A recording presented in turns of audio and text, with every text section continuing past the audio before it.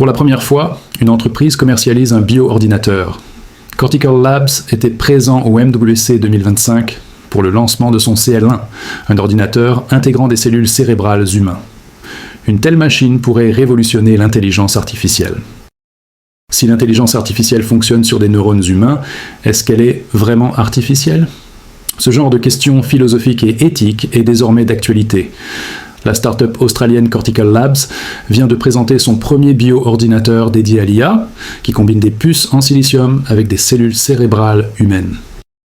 Cortical Labs avait fait grand bruit en 2022 avec DishBrain, un premier prototype d'un bio-ordinateur capable de jouer aux jeux vidéo Pong.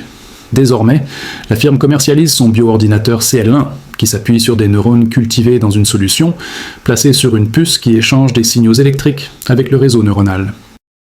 Le bio-ordinateur est plus économe en énergie.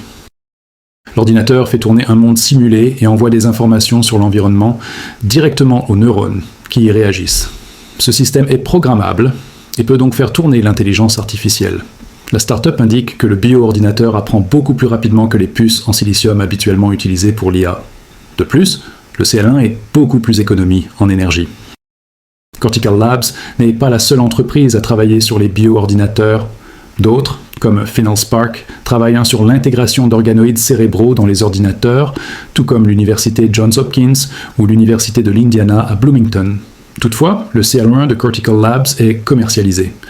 Il est désormais possible d'acheter un de ces ordinateurs pour environ 35 000 $ ou de louer du temps d'utilisation via le Cortical Cloud.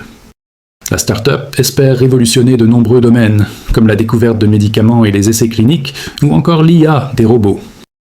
Que pensez-vous de cette révolution technologique ? Dites-le nous dans le commentaire.